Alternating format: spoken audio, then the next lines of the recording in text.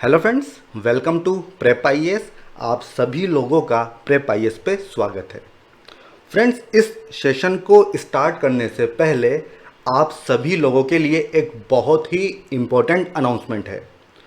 UPSC prelims 2021 के लिए current affair को प्रिपेयर करने के लिए प्रेप आईएएस एक कोर्स लॉन्च कर रहा है।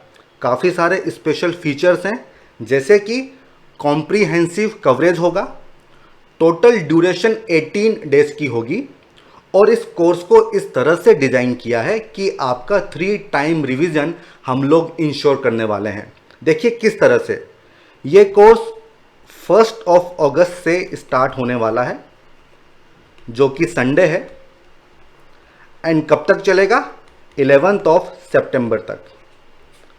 हर संडे को मैराथन सेशंस होंगे और हर सेशन में एक सब्जेक्ट को हम लोग पूरा कवर करेंगे।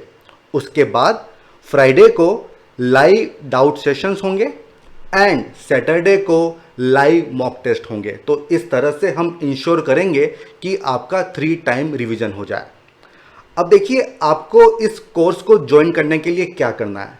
आपको केवल हमारे YouTube चैनल को सब्सक्राइब करना है एंड वहाँ पे आपको नोटिफिकेशन मिल जाएगा। ठीक है, तो ये हो गया अनाउंसमेंट। अब हम आते हैं हमारे आज के सेशन के ऊपर। देखिए फ्रेंड्स, इस सीरीज में हम लोग डेली आंसर राइटिंग सेशंस ले रहे हैं एंड सिस्टम कुछ इस तरह से है कि Monday to Saturday daily 2 question हम लोग पोस्ट करते हैं 11 AM पे। कहाँ पर? हमारे टेलीग्राम चैनल पे एंड यूट्यूब कम्युनिटी पे। और आपसे उम्मीद करते हैं, आपसे एक्सपेक्ट करते हैं कि आप उन दोनों ही क्वेश्चंस को अटेम्प्ट करेंगे। उसके बाद 9 PM पे उनका हम लोग यहाँ पे डिस्कशन करते हैं एंड उसके बाद आपको मॉडल आंसर भी हम लोग प्रोवाइड करवा रहे हैं। जहाँ तक संडे की बात है, संडे को हम लोग एसए के सेशंस कंडक्ट कर रहे हैं एंड आप जो आंसर्स अटेम्प्ट करेंगे उनको आप सबमिट कर सकते हैं पीयर इवेल्यूशन के लिए। कहाँ पर? हमारा टेलीग्राम चैनल है prep IAS peer evaluation and इसका लिंक आपको डिस्क्रिप्शन बॉक्स में भी मिल जाएगा।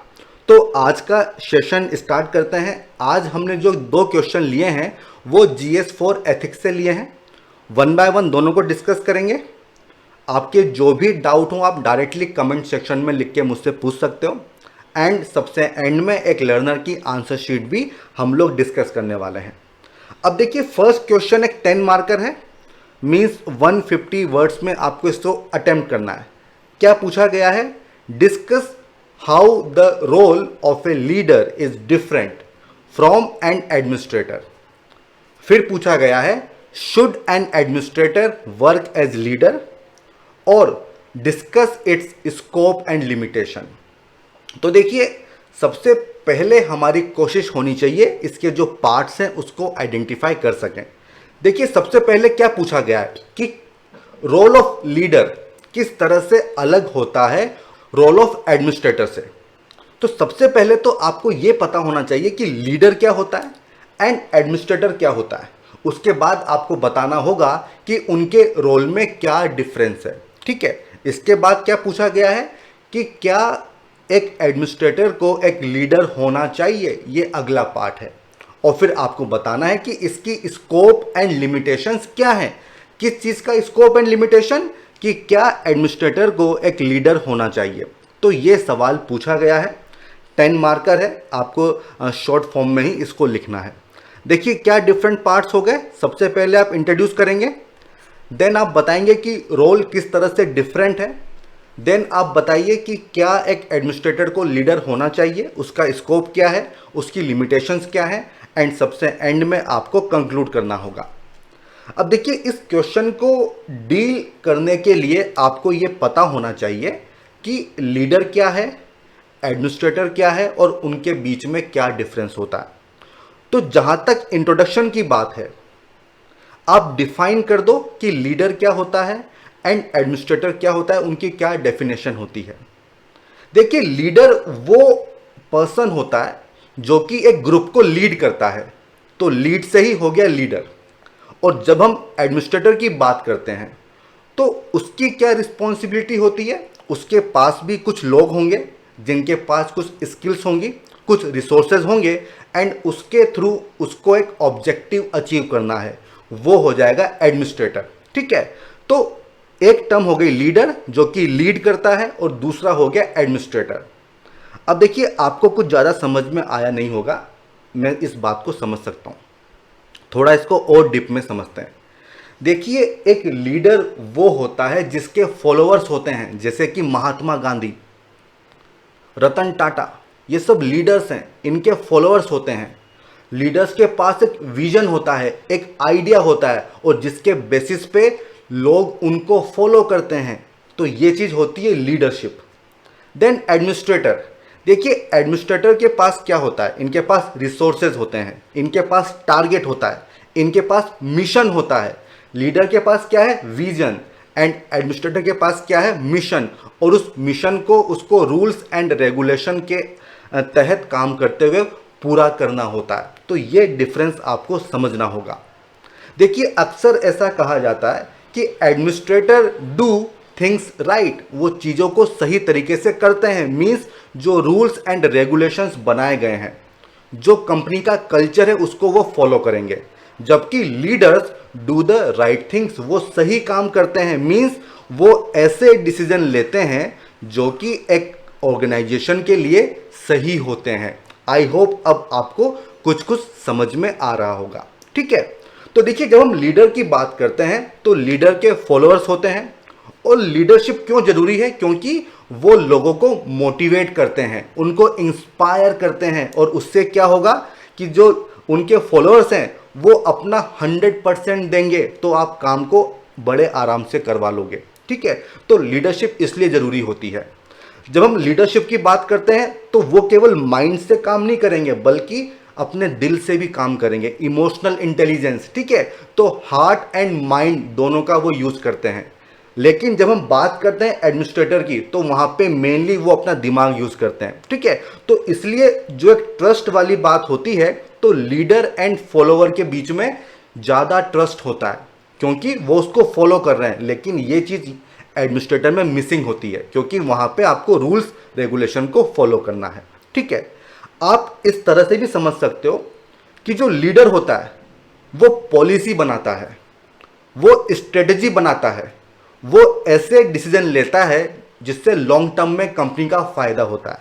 ठीक है, आप ऐसे भी समझ सकते हो कि एक लीडर वो होता है जो कि ऑर्गेनाइजेशन के कल्चर को ही चेंज कर देता है, ट्रांसफॉर्मेशन ला देता है। ठीक है, जबकि एडमिनिस्ट्रेटर में क्या होगा? एडमिनिस्ट्रेटर में केवल ये होगा कि आप कोई बहुत बड़ा डिसीजन नहीं लोगे, बल्कि डे टू डे लाइफ में जो काम हो रहा है आपको उसको मैनेज करना होगा।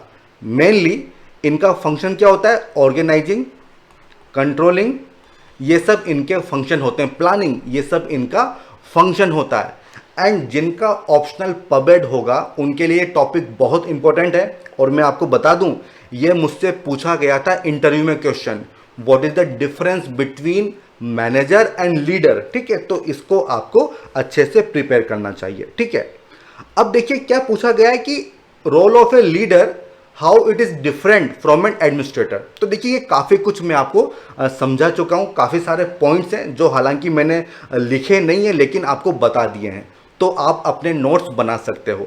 एडमिनिस्ट्रेटर की अपील कहाँ पे होगी? कॉग्निटिव डोमेन में, मतलब वही आपके दिमाग पे अटैक होगा। ठीक है, और उसके थ्रू आप गोल्स एंड ऑब्जेक्टिव को पूरा करते हैं, जबकि लीडर्स में दिल और दिमाग दोनों का रोल होता है। एक लीडर वो होता है जो एक कंपनी में, एक ऑर्गेनाइजेशन में नए स्ट्रक्चर, नए रूल्स रेगुलेशन बनाता है। ये वही बात हो गई, policy formulation, transformation of culture. जबकि एडमिनिस्ट्रेटर क्या होगा कि जो एग्जिस्टिंग रूल्स रेगुलेशन है उन्हीं को उसको फॉलो करना होगा। तो ये एक डिफरेंस है। ठीक है, तो ये चीज़ मैं ऑलरेडी आपको समझा चुका हूं। अब नेक्स्ट पार्ट क्या पूछा गया है? नेक्स्ट पार्ट ये पूछा गया है कि should an administrator work as leader. देखिए, इसको समझने से पहले एक पॉइंट मिस हो गया है, वो भी हम बात कर लेते हैं। देखिए, जो एडमिनिस्ट्रेटर है उसका अपॉइंटमेंट होता है, जबकि लीडरशिप में ऐसा नहीं है। लीडर तो इमर्ज होते हैं। ठीक है। तो जब अपॉइंटमेंट हो रहा है तो किसी एक पर्टिकुलर पोस्ट पे अपॉइंटमेंट होगा और उस पोस्ट से रिलेटेड जो पावर है उस पावर का ये लोग यूज करते हैं औरों को डोमिनेट करने में।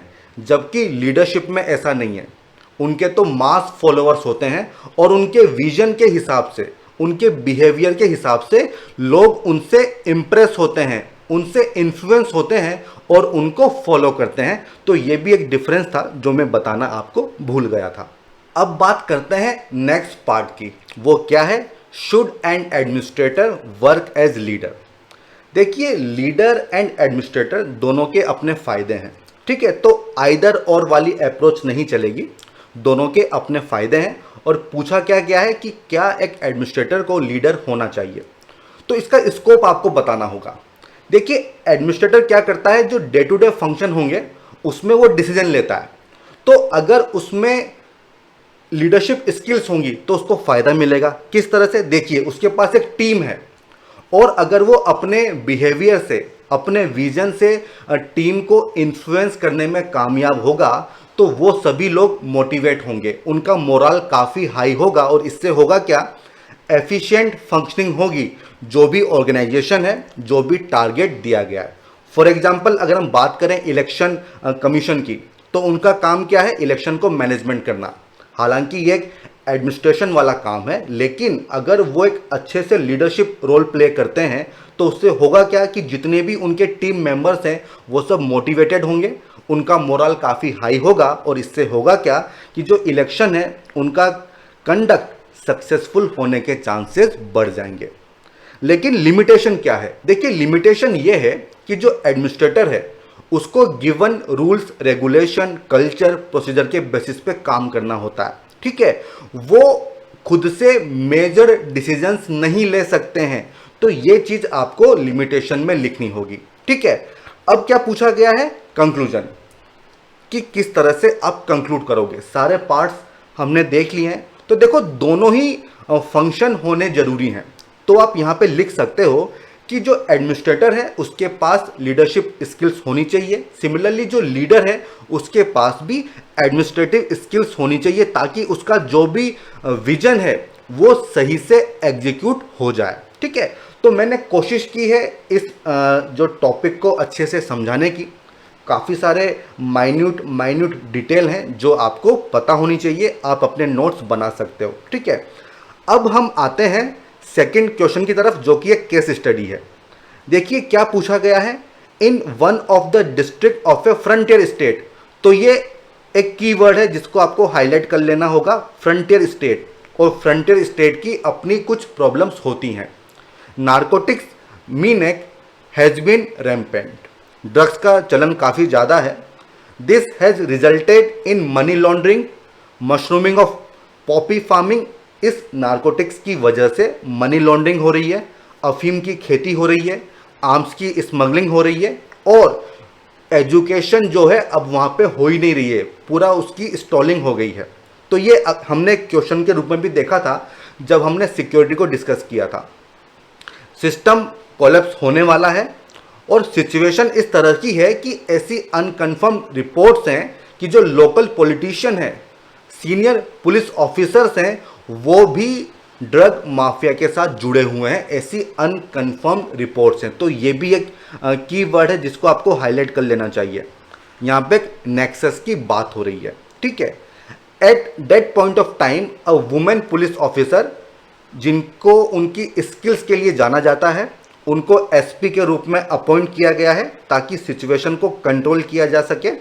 अगर आप वो एसपी हैं, वो पुलिस ऑफिसर हैं, तो आपको आइडेंटिफाई करना है कि क्या डिफरेंट डायमेंशन है क्राइसिस की, और उसके बेसिस पे आपको कुछ सॉल्यूशंस बताने होंगे कि आप उसको कैसे टैकल करोगे। तो देखो, इस तरह की केस स्टडी बहुत पूछी जाती है एंड ये 2019 में पूछी गई थी। तो सबसे पहले क्या पूछा गया है कि इसमें क्या डिफरेंट डायमेंशन इन्वॉल्व हैं।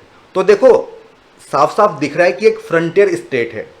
तो देखिए, फ्रंटियर स्टेट है और वहाँ पे नारकोटिक्स हो रहा है, मनी लॉन्ड्रिंग हो रही है, इट मीन्स ब्लैक मनी वहाँ पे होगी। एंड फ्रंटियर स्टेट है तो सेपरेटिज्म, इंसर्जेंसी ये भी काफ़ी ज़्यादा हो सकती है, तो इस डायमेंशन को आपको सोचना होगा। ठीक है, क्या क्या डिफरेंट पार्ट्स होंगे, सबसे पहले आप इंट्रोड्यूस करेंगे, देन आप डिफरेंट डायमेंशन बताएंगे, क्या एक्शन आप लोगे वो आपको बताना होगा, और फिर कंक्लूड करोगे। देखिए, इंट्रोडक्शन में आप क्या लिख सकते हो, आप बता दीजिए कि इस केस स्टडी में क्या चीज़ इन्वॉल्व है।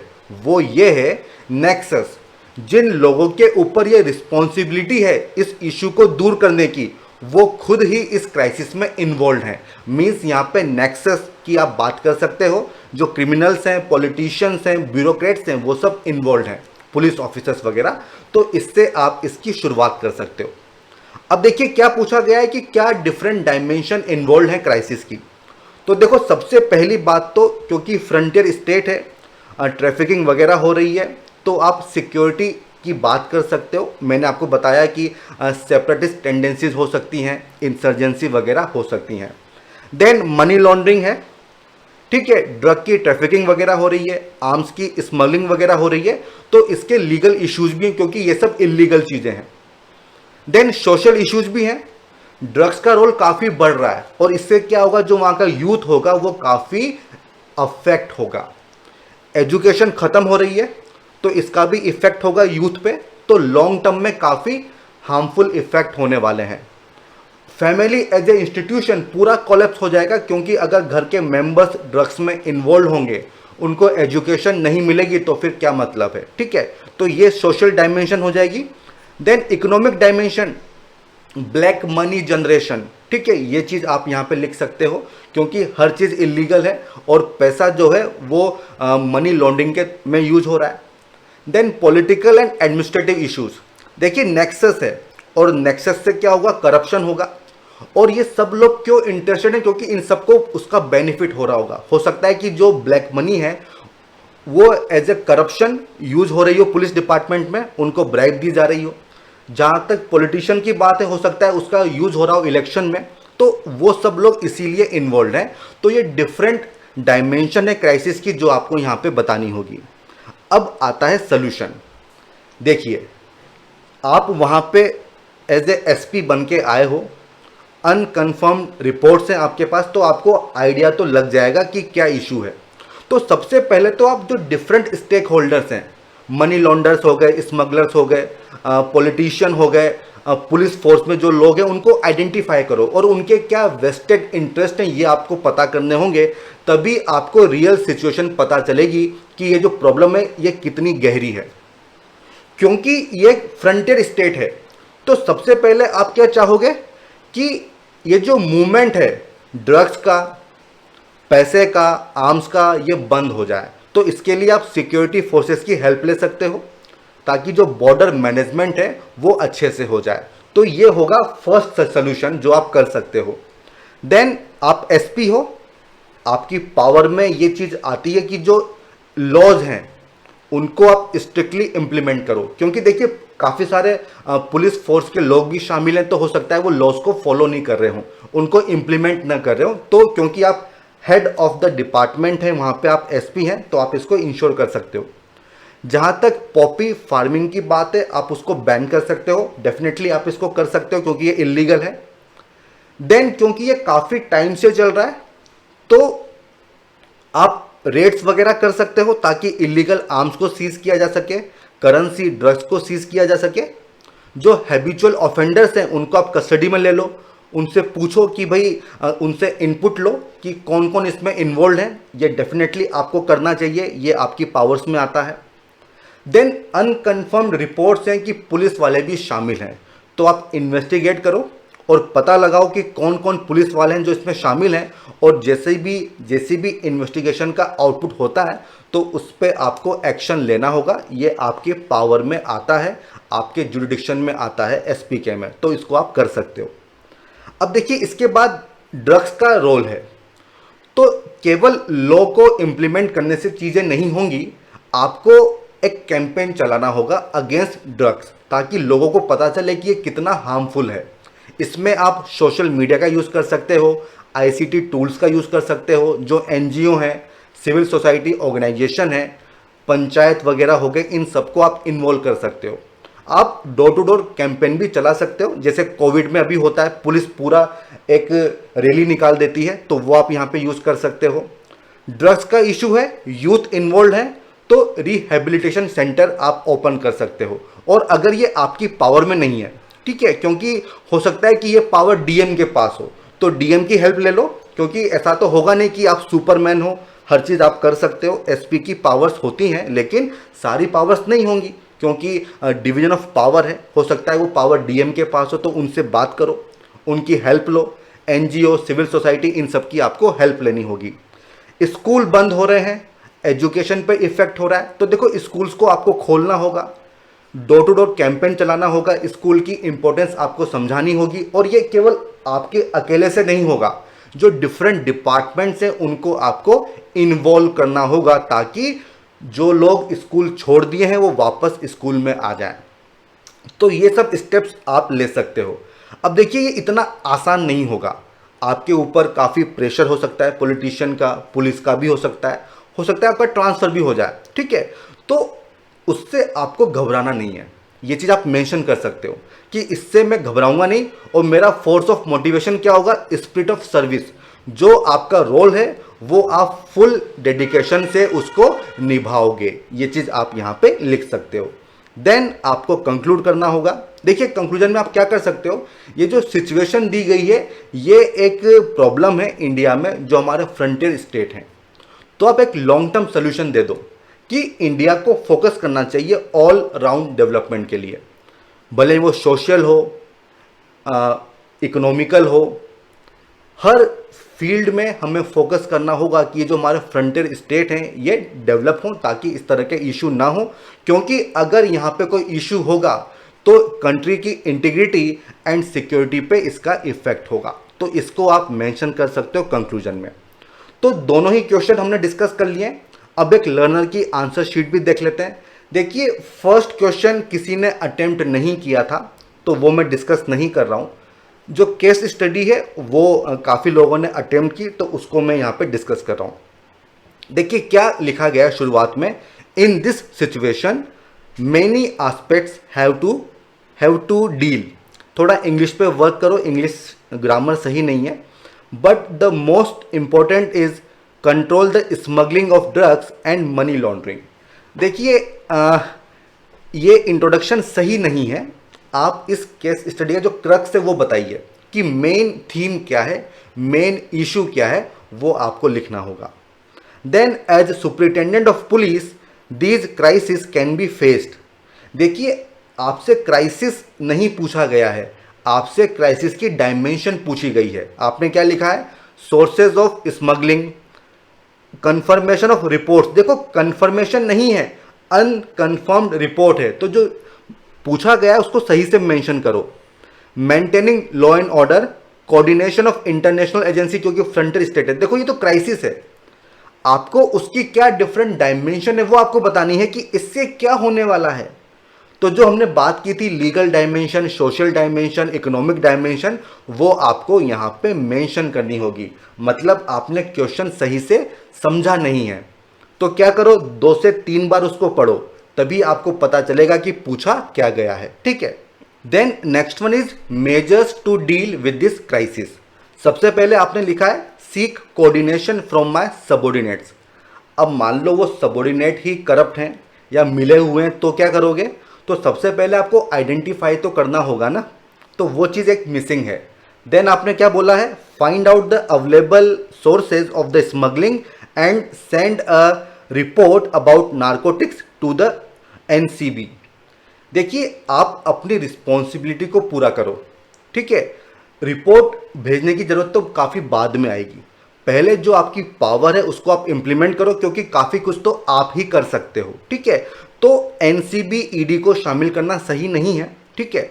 Then take the help of concern primary school and public school. देखिए, आप सुपरमैन नहीं हो, सारे काम आप नहीं कर पाओगे। स्कूल ओपन करने के लिए आपको डिस्ट्रिक्ट एडमिनिस्ट्रेशन की ज़रूरत पड़ेगी। देखिए, अक्सर ऐसा होता है कि सारी चीज़ें हम ही उसको एड्रेस करने की कोशिश करते हैं, भले ही वो हमारे पास उसकी पावर है या नहीं है। तो आपको अलग अलग लोगों की पावर, फंक्शंस, रिस्पॉन्सिबिलिटीज पता होनी चाहिए, ठीक है। Then to avoid any allegations, first of all I will confirm that unconfirmed reports about the local politician and some senior police officers. तो देखो आप कैसे कंफर्म करोगे, पहले आपको इन्वेस्टिगेट करना होगा, उसके बाद ही तो आप बताओगे. And it may create the crisis of law and order, this will thus I will deploy some police to control the unrest and violence. देखो थोड़ा सा ना आपको एनालिसिस सही से करना होगा. If the reports got confirmed, then I will arrest them and send their reports to concerned department. देखिए आप रिपोर्टिंग पे इतना फोकस मत करो, बार बार आप रिपोर्ट लिख रहे हो, जो आपका रिस्पॉन्सिबिलिटी है, जो आपकी पावर है, वो आप यूज कर सकते हो. ठीक है.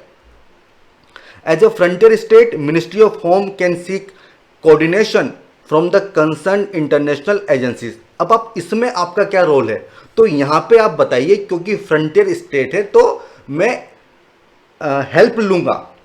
आप मेल लिख सकते हो, लेटर वगैरह लिख सकते हो, अपने सीनियर्स को बता सकते हो कि सिचुएशन क्या है और आपको हेल्प चाहिए, तो यहाँ पे आपको हेल्प लेने की ज़रूरत है.